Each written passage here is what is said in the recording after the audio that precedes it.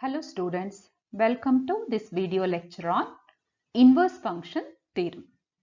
This is a topic in the paper M102T of real analysis, and this comes under unit 4, which is the topic functions of several variables. Let us first look at what is the statement of the inverse function theorem. And before we look at the statement of the inverse function theorem, I just want you to think of why this inverse function theorem has to be proved. See, most of the times you already know, suppose if there is a function y is equal to f of x. So that is called actually as an explicit function. Y is being expressed in terms of x explicitly, so that you can easily solve for x in terms of y. As if y is equal to f of x, then you can solve it as x is equal to g of y. Suppose if you have an implicit function like f of x comma y is equal to 0.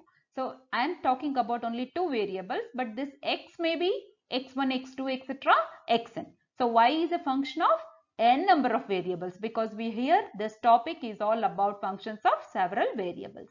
If y is a function of n number of variables, and if you have a relation connecting y and n number of variables x1, x2, etc. xn as f of y comma x1, x2, etc. xn is equal to 0, then the problem is to express explicitly. That means now you have to solve x in terms of y explicitly. So that means you are going the reverse way. That is the important motivation to go for learning inverse function theorems. That means expressing x as a function of y when you are having an implicit function. So the statement of the theorem says if E is an open subset of Rn and f is a mapping from E to Rn, which is a continuously differentiable function. Andre enartha? F is a continuously differentiable mapping. Andre enartha? F belongs to C dash of E. You remember?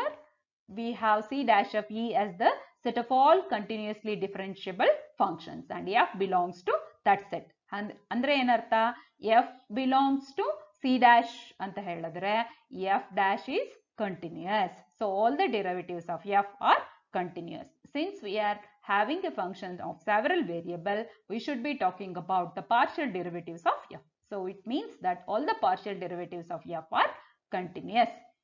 Suppose that f dash of a is invertible and for some a belongs to E and b is equal to f of e. Andre ಈಗೇನಾಗಿದೆ ನಿಮ್ಮ f ಏನಿದೆ ಅದು invertible ಆಗಿದ್ರು ಕೂಡ at some particular point x a belongs to E and your b is nothing but f of a, then what is that we need to show is there exist open sets u and v in Rn where a belongs to u, b belongs to v such that f from u to v is bijective. That means f is a reversible mapping. F is an inverse function. F is a bijective function, means f is both 1 1 and onto. F is 1 1 and onto anta heladre f is invertible anta artha.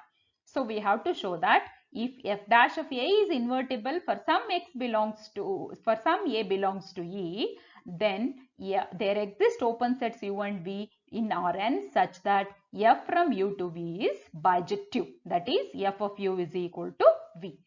And if g is the inverse function of f, that is g is nothing but f inverse, which is a mapping from v to u and which exists because of this condition 1. Once we prove this condition 1, this becomes obvious. Defined by g of f of x is equal to x.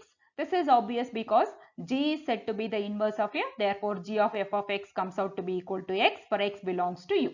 Then what is that we need to show is g is continuously differentiable. That means g is also belonging to the set of all continuously differentiable functions, that is C dash.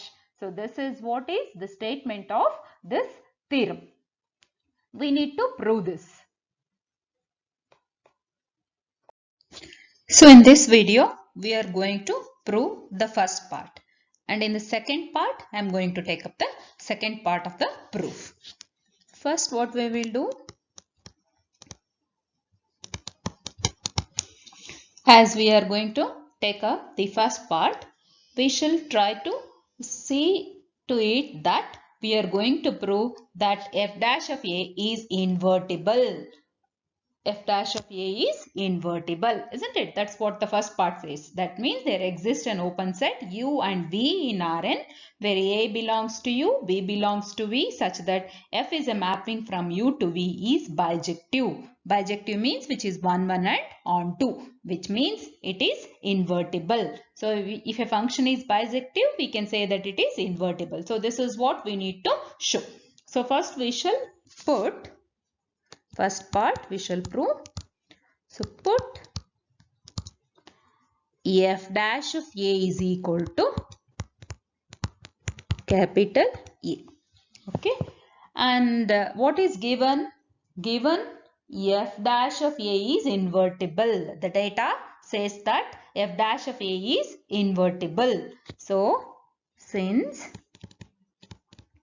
f dash of A is invertible, comma, let us choose lambda. Choose lambda such that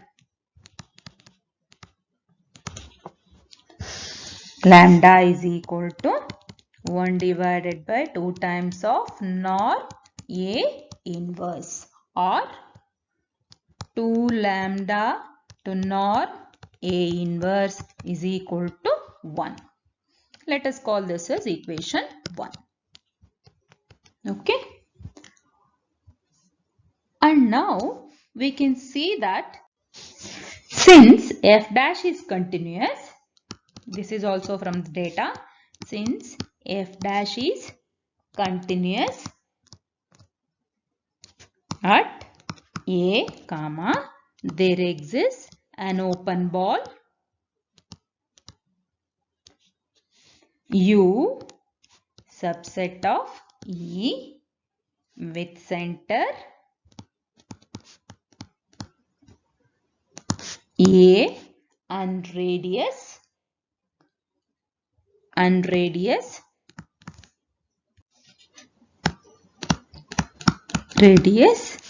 lambda. Then for any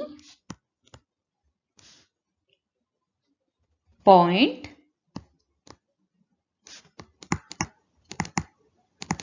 x belongs to U, what does that mean? We have, which implies because of this condition whatever we have taken, we can say that this will be given by nor f dash of x minus A is less than lambda. Call this as relation 2. Now we shall define a function phi. Now we shall define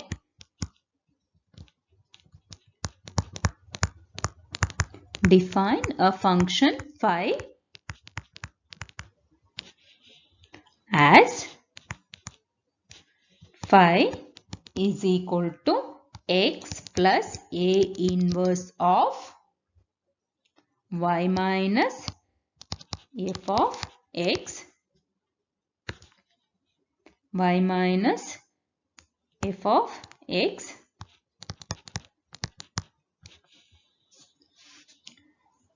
such that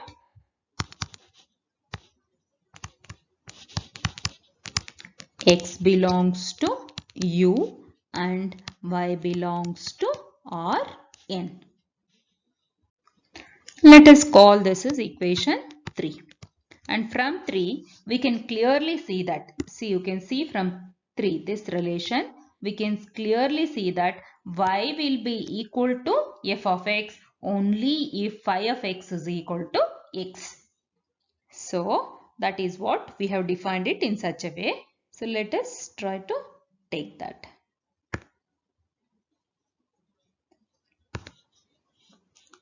Okay, from 3,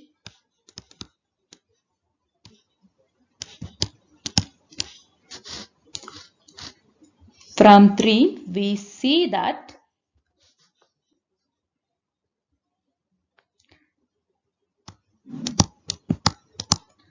we observe that y is equal to f of x if and only if phi of x is equal to x. So what does this mean? This simply means that x is a fixed point of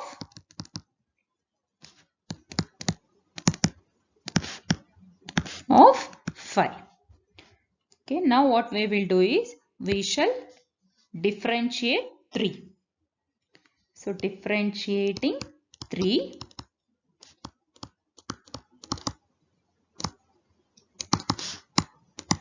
what do we get?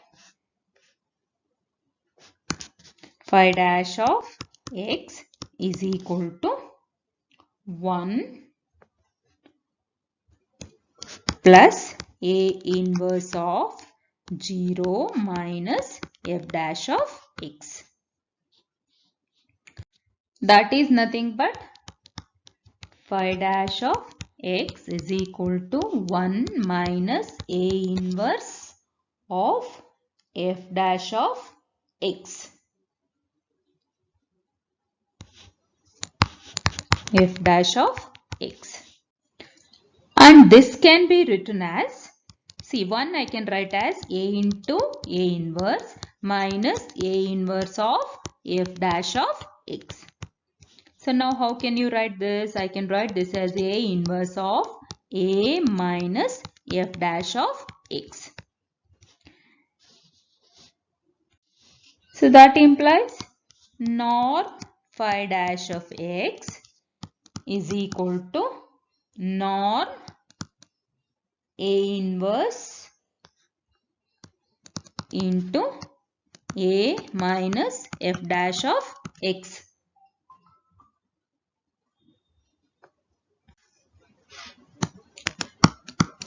So this is nothing but this is less than or equal to norm A inverse into norm A minus f dash of x. That can be written using 1 and 2. That implies norm phi dash of x is less than norm A inverse is 1 by 2 lambda and norm A minus f dash of x is lambda. From where you got? Using equations 1 and 2. So that implies norm phi dash of x is less than 1 by 2.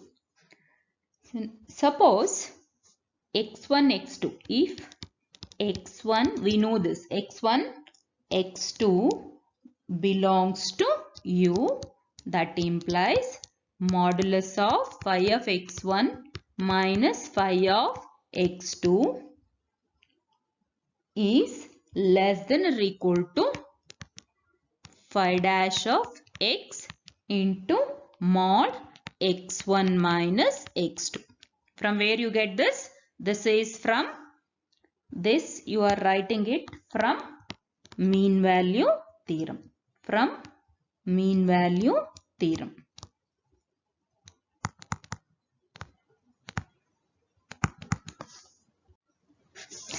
So with the help of this, what I can say now, which implies modulus of phi of x1 minus phi of x2 is less than half times mod x1 minus x2. So what we will do is, whatever we have in norm phi dash of x is less than half, we shall call that as equation 4. So from where we got this result now? We got this result using 4.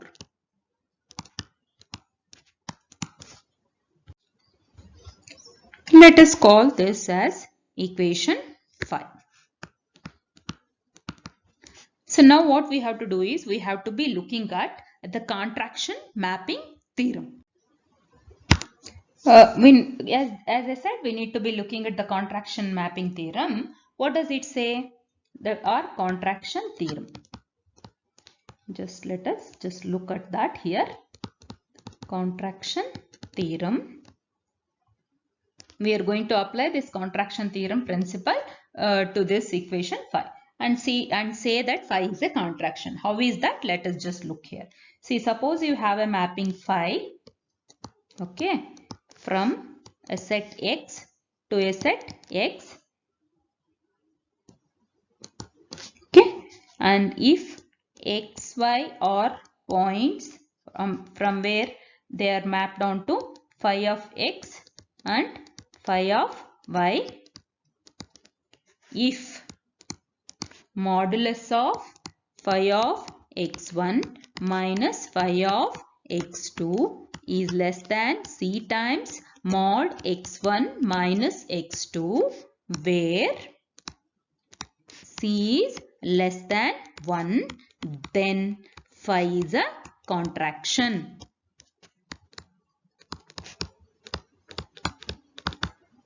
So we are going to see that here in equation 5 you can clearly see that this condition of the contraction theorem is satisfied. You can see here phi x1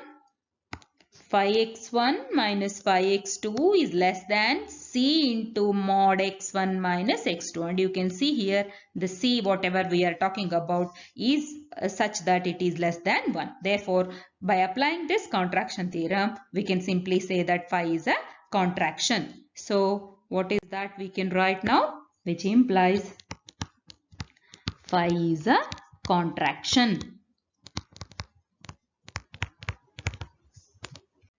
This is in fact a contraction from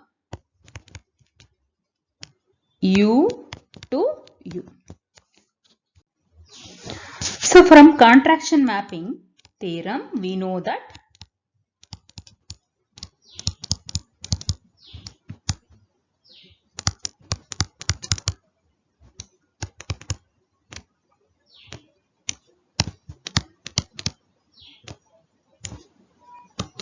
we definitely know that phi has at most one fixed point. Phi has at most one fixed point, comma, say x, which belongs to U. So what does that mean? That means that the function phi has only at maximum one fixed point. So what does that give you? That implies phi of x is equal to x. That means phi is fixed at the point x. Phi with x will give back the same function x. So this in turn should imply that f of x is equal to y for at most one point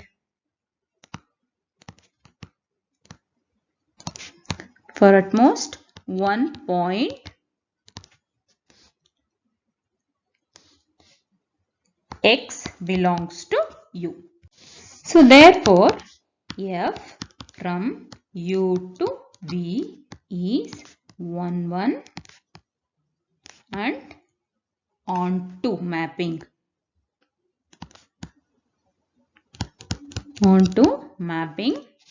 where V is equal to f of U.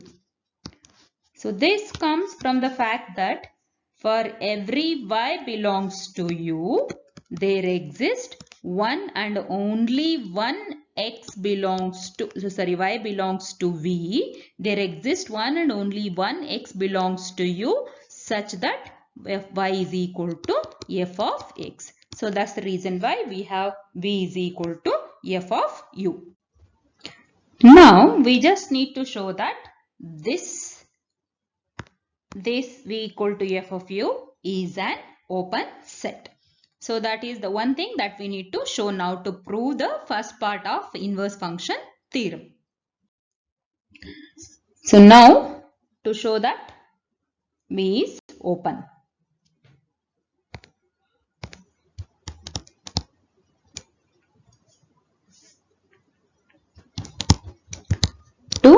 show that V is equal to f of u is open set.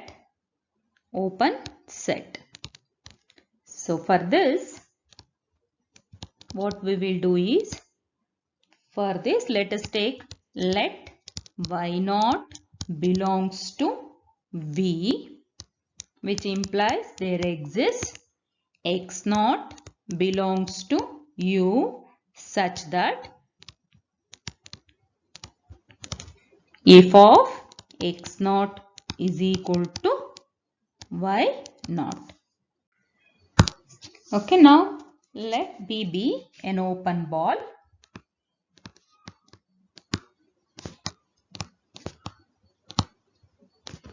B be an open ball with center x naught and having radius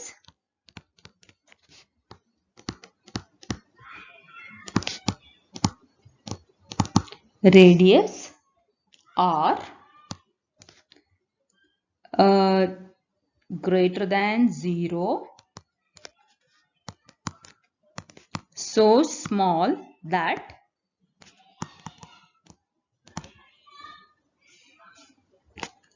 the closure B closure is contained in U.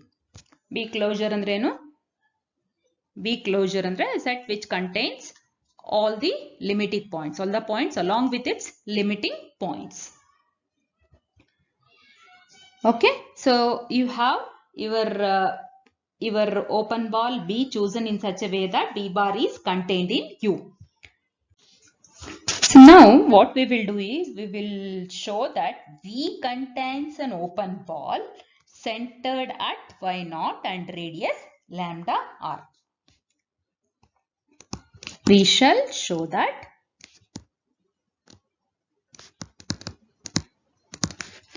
V contains, ಅವಾಗ ನಾವು ಈಸಿಯಾಗಿ ಏನು ಹೇಳ್ಬೋದು, V is an open set ಅಂತ ಹೇಳ್ಬೋದು. V contains an open ball centered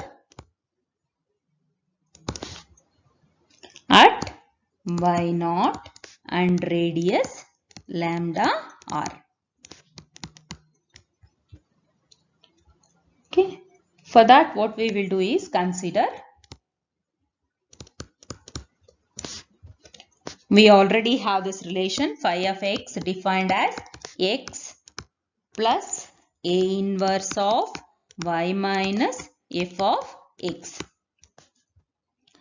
comma, for all x belongs to E and y belongs to Rn. So now modulus of phi of x naught minus x naught will be simply equal to mod A into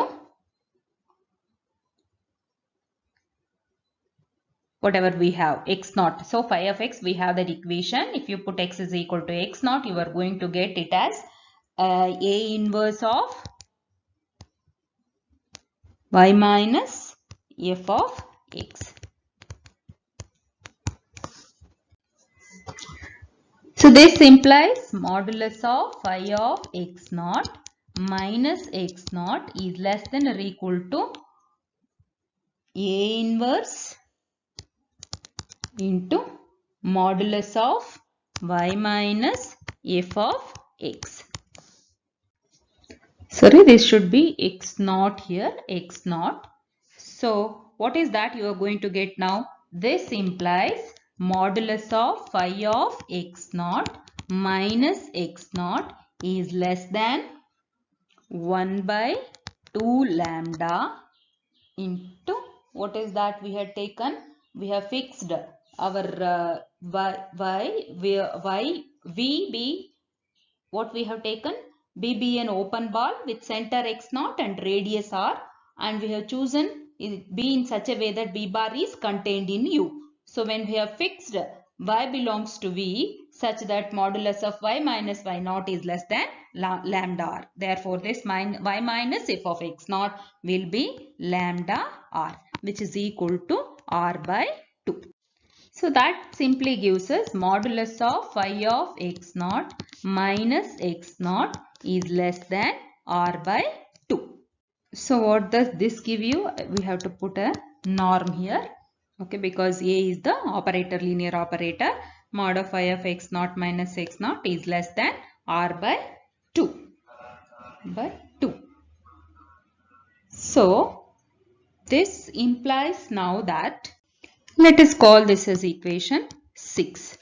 Okay. Now what we have, we shall try to take if x belongs to B bar, consider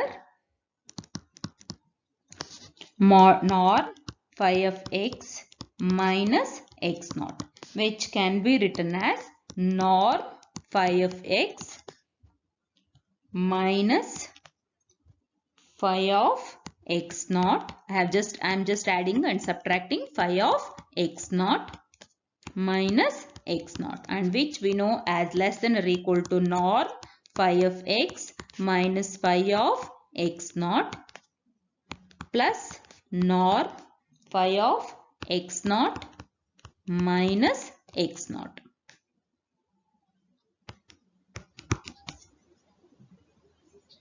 So that should give us also B closure is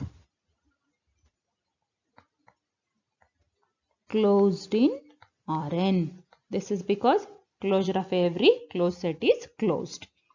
So this implies B closure is complete.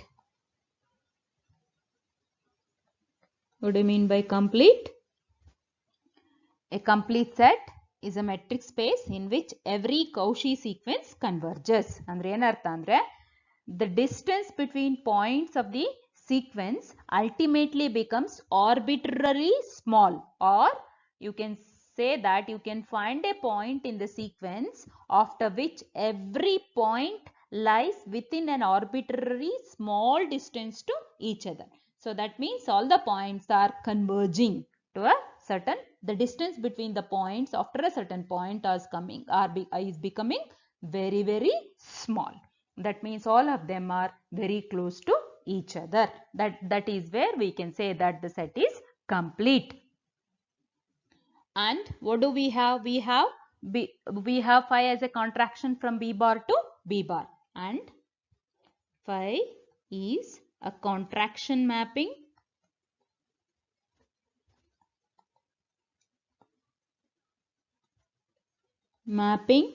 from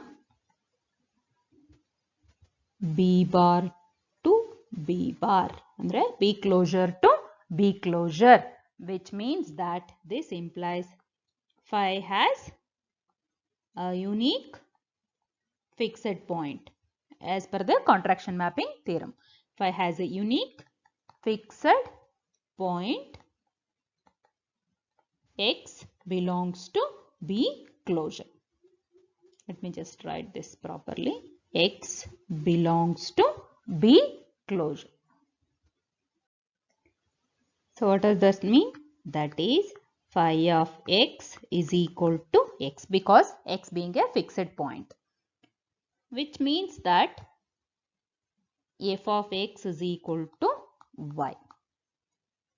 So which implies y is equal to f of x, and it is subset of f of B bar because x belongs to B bar, and now this is subset of f of u because B is a subset of u, and f of u is nothing but v. So what does that mean? That implies that y belongs to v, or which you can simply say that v is an open set. So we wanted to show that y belongs to V because we had to show that V was an open set. There, this is where we have proved that V is an open set, and this completes the proof of the first part of the inverse function theorem. Let us do the second part in the next video.